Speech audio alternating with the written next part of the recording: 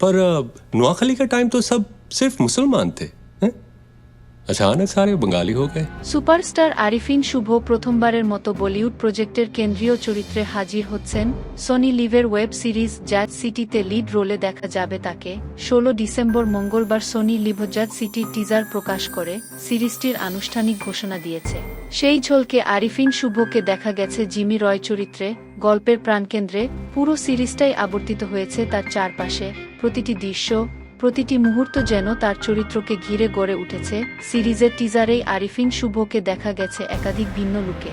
কোথাও তিনি ধূসর রঙের লিম কাট স্যুটে মার্জিত ভঙ্গিতে, কোথাও আবার সাদা ঝকঝকে স্যুট পরে নাচতেছেন।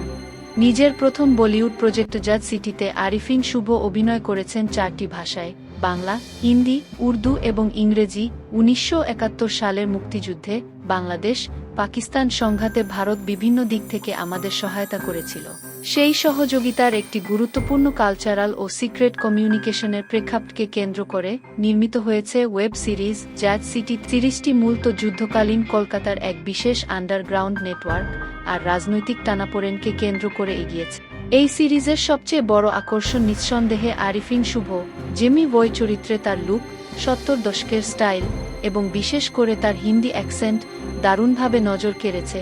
জানি না এখানে কোনো এআই বা টেকনিক্যাল ভয়েস ব্যবহার করা হয়েছে কিনা, তবে শুভর হিন্দি বলার ভঙ্গি ছিল একেবারে বিশ্বাসযোগ্য ও ইম্প্যাক্টফুল, যা চরিত্রটাকে আরও স্ট্রং করে তুলেছে।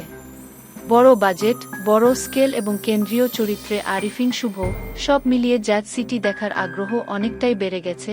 সত্যি বলতে কি, এই সিরিজটা দেখার প্রধান কারণ এখন শুভ নিজেই। সিরিজটি সনি লিভ-এ স্ট্রিমিং হবে 6 ফেব্রুয়ারি থেকে। ট্রেইলার লিংক কমেন্টে দেয়া আছে, দেখে জানিয়ে দিন কেমন লাগলো আপনার কাছে।